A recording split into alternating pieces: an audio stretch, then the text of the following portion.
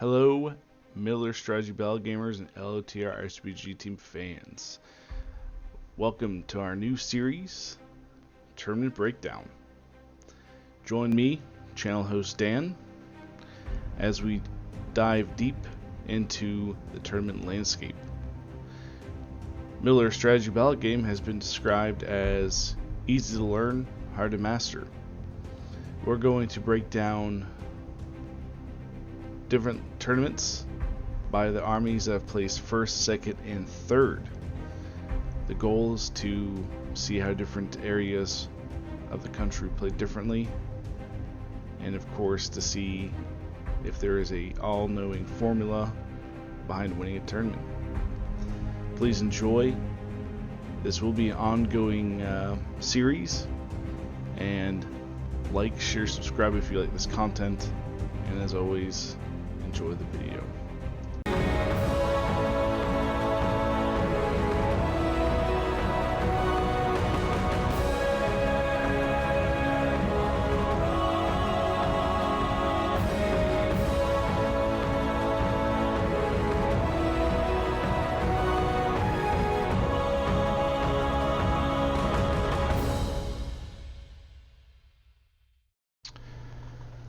So today we're going to be covering the tournament, the Misty Mountain Tournament, which took place in Colorado, which interestingly enough, I actually used to game with the guys in Colorado back about 2012.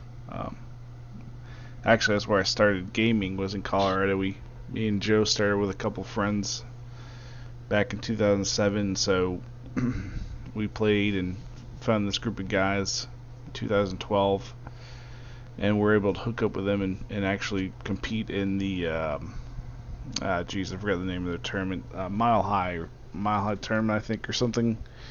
They actually still run that event in the same location they did, so it's interesting looking through these lists and actually seeing one of the players that we used to game with, Rob. Anyway, so there was a total of 10 players. Quite a few legendary legions: Moria, Gondor and Fiefdoms, Last Alliance, Thranduil's Halls, Mordor, of course, and Rohan. So quite a few. Khazad-dûm, quite a few good armies. Moria. Quite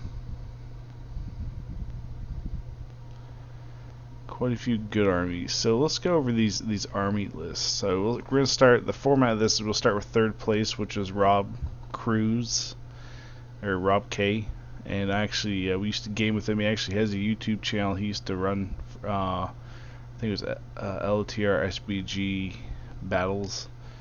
And he used to have a huge campaign he'd run that we played in a couple times. It was a lot of fun, and Rob's a really cool guy. I'm glad to see he's still playing. So Rob took Mordor out. Okay, guys, so this I forgot to mention, this was a 600 point event, which is actually what they used to play when we went to their tournament. So they play smaller points, 600 points, and so that's something to keep in mind when you're thinking about these lists. So we're going to start with the third place winner, which was Robert K., who we I know we mentioned this before, but we did game with him, and it's cool to see him remaining in the hobby. I think he actually came out of a semi-retirement to come to this event, from what I heard. So. But without further ado, let's go into his list. So he took the Witch King of Angmar, leading 4 Orc Warriors with Shield and Spear, 4 Black Númenóreans. The Witch King himself was upgraded with the Fell Beast, the Crown of Morgul, 3 Might, 5 Will, 3 Fate. Let's go down through all these, and then I'll break down each warband. Gorbag with a shield, leading 3 Morannon Orcs with shield, 5 orc warriors with shield and spear, 1 orc warrior with shield, Grishnok leading 3 Morannons with shield, 5 Morannons with spear, 1 orc with shield, 1 orc warrior with a shield and a spear, and then an orc shaman with leading 4 Morannons with shield, 2 with spear. So he has some orcs, some regular orcs, quite a few regular orcs to buff up his numbers, which is going to help at the smaller points. And then of course the Morannons to get his strength 4, and then some Black Numenorians with some terror action. So this is a good army, especially at 600 points. So let's break this down. So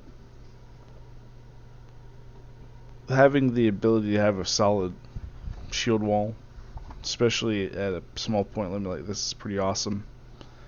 The Black Numenorians give him some terror, which is great, especially if he keeps him in the front line. They are also Fight 4, so he gets a little bit of Fight 4 action, and they're Defense 6, so they're kind of hardy. And they're also Courage 4, which is also really good to have in your front line.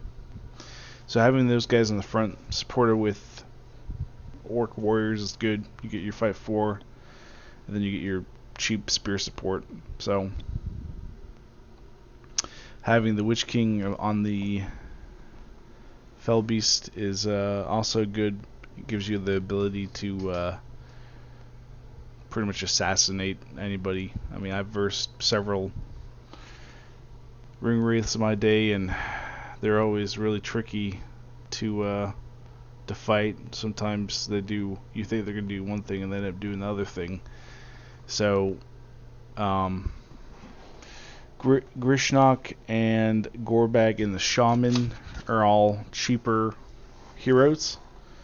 So the Witch King's the only guy that costs a significant amount of points. Let's go into the Grishnok real fast. Let's look at these guys. Another good thing about taking Mordor to a tournament like this is the fact that you have so many hero options. They really are kind of like the Gondor of evil. They have a lot of cheap hero options where they can pick well-costed guys to fill in with. So, all right. So, Grishnok. Grishnok has backstabbers. He's a 3-minded hero, and he has a shield and strike. He knows strike. So, although he's gonna be a defense 6 guy with 3 might and strike, that's good. So far Rob is at 6 might with the Witch King and Grishnok. Gorbag is also another 3 might hero. He also has strike and he has strength, and he can take a shield. He's 5 more points than Grishnok. So now he has 3 strikers and 9 might with those heroes. At 600 points, that's nothing to laugh at. You know, normally when I used to play 600 points, I used to have like, depending on what heroes I took, 6 might. I used to run Alistar at 600 points. As crazy as that sounds. And he was more expensive in the old edition, so okay.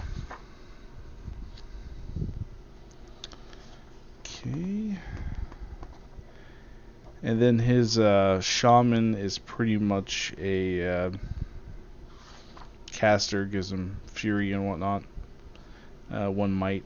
So overall, a good list. I would say a good competitive list. A lot of numbers. Solid front line. with the Black Numenorians, with the ample strength 4, with the Mirandans, and yeah, I would take something similar to this personally. If I was going to go at a 600 point event with Mordor. So, it's awesome. Okay, so coming in at number 2 is the Riders of Theoden. I'm very familiar with this army. This is the Riders of Theoden's the Rohan Legendary Legion that Joe normally takes. And this actually looks fairly similar to what Joe runs. Theoden leading 4 Royal Guards with throwing spears. Theoden himself is upgraded with armored horse, heavy armor, and a shield. Dernhelm with a horse, leading 2 Royal Guards with throwing spears, 1 rider.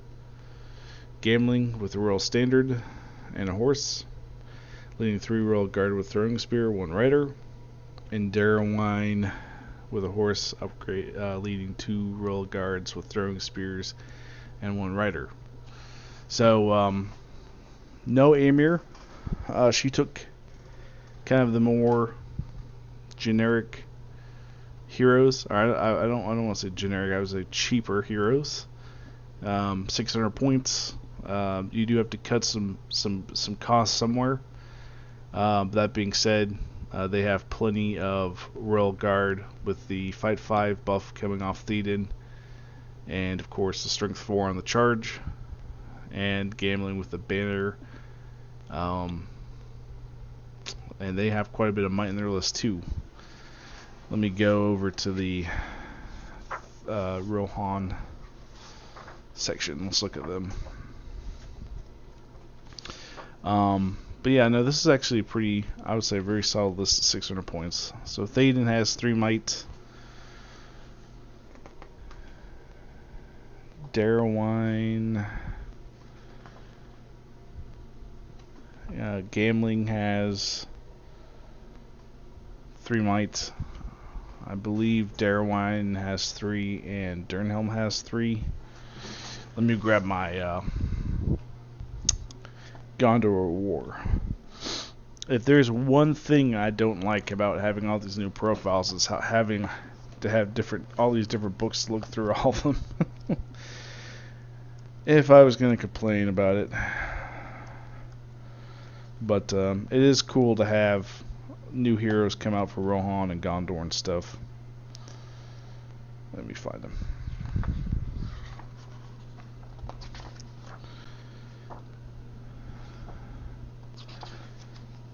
Oh, I need Rohan at war, actually, not Gondor at war. What am I thinking? Yep. 3/3. And you get the heroic combat with Darrowine. So, a very solid list. If you get a good charge off with death in one turn, you could easily break somebody in one turn, especially 600 points. 3 bows and a bunch of throwing weapons too. So, not bad at all. Okay, the moment we've all been waiting for, Last Alliance. Place first at this event.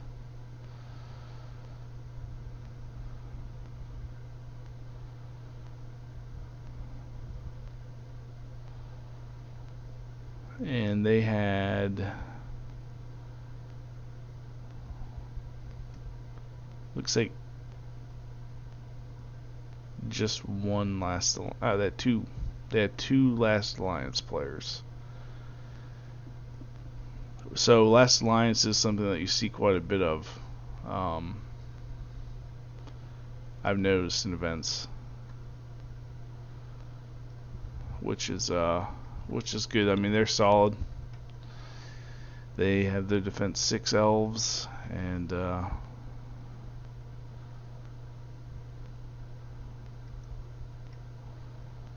and whatnot. And I'm not seeing his list. Let me look through here again.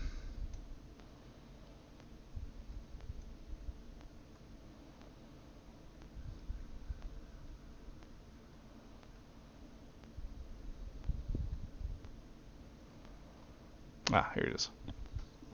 Okay. So, we're talking about Gilgalad. As soon as I see, oh, he's taking Numenorian guys with him as well. That's pretty cool. And actually, I've seen a list like this similar, and in a very competitive tournament setting, and it actually did quite well. So Gilgalad with a horse and shield, and he is the leader. 7 Kingsguard with shield and spear, 2 Kingsguard with shield, 3 knights with shield, Isildur leading 7 warriors with shield, 5 with shield and spear, and Isildur has a horse and the One Ring. So this army placed first at the event. Gilgalad has the ability to upgrade his guys to Kingsguard, and that gives them a fight bonus, which is really good. As a matter of fact, let me go to high elves real fast. I do have a high elf army that I've been toying with over the last couple of years. Okay, so Gilgalad. He's 3/3/1, and Isildur is also a 3 might hero, I believe. So he's talking about 6 might. So kind of what I used to be running. We're talking about 2 beefy heroes who could chew a lot of things up at 600 points. He's a striker. Gilgalad's a striker, which is important. He already is fight 9, which is nothing to laugh at. His Kingsguard are fight 6, and everybody in his warband can be upgraded to Kingsguard. So you're talking about fight 6 elves. So even if he's fighting other elves, and you see quite a few, especially Thranduil's halls, most of the time he'd be out fighting him unless Thranduil is giving them their little fight buff. So fight 6 elves can foil a lot of plans for men, like my men heroes. And the fact that he can have guys outfight the Witch King and Theoden just as regular troops is pretty big. No bows except for the 3 knights, and it's really key to have some cavalry in your army, especially if you're taking a shield wall. You kind of want that hammer unit also to grab objectives and stuff. That's something that the Mordor had, the Witch King. I think that was the only mounted unit. That being said, moving 12 inches is pretty awesome. So yeah, this was actually a very solid list. He took quite a few spear guys, shield and spear. And when I saw this list being kind of played with, it was pretty much the front line was your Numenorians and the back line was your Kingsguard. Isildur is he can have the ring, but he has to be dismounted.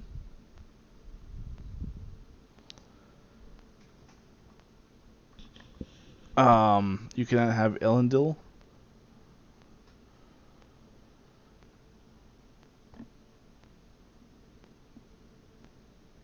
He resisted the magic.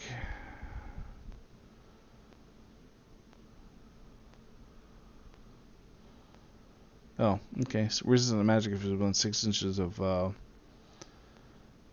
Elendil.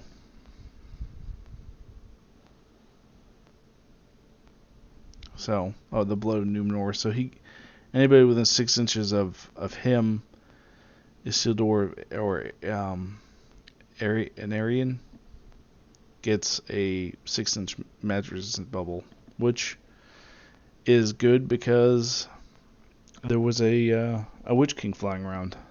So the Numenorian guys are defense 5 with a shield. They are strength 4, which is awesome. I think the defense 5 is kind of a sore spot with a lot of people, including myself. You know, why not give them that defense 6 like Gondor or High Elves? You know, they're pretty armored. The fact that the Numenorian guys have the same defense as a fisherman from Lake Town is a little bit beyond me. Interestingly enough, I don't think I only saw one banner in the top 3 list, and that was the Royal Standard that gambling carries. And so, if you're playing to the death, you get that bonus for the having a banner. So, very interesting. But with, like I said, with a small event kind of like this, it can be challenging to fit in a banner. 600 points. Yeah, so High Elves plays first. The Riders of Thetan Legendary Legion, which we've seen quite a bit in the tournament scene, plays second, and of course Mordor plays third. So what does that tell us? So in our most recent event, one of the guys who placed, we were playing in a doubles event. High Elves was on that team. They placed. As a matter of fact, High Elves beat out a lot of good competition to get that spot, number 2 seeded team. And Riders of Thetan, which was my partner, placed first along with me. And Mordor was there, but they did not place. So I think for sure, High Elves viable, very competitive. You're gonna have smaller numbers than most of your opponents, but they work really well as kind of an elite force. Especially with the Kingsguard. Riders of Thetan, it's all about getting your charges off. If you get your charges off, you can easily table somebody, or not table, you can break somebody in one turn. So yeah, this is actually kind of similar to the list that I've seen here in the North Carolina.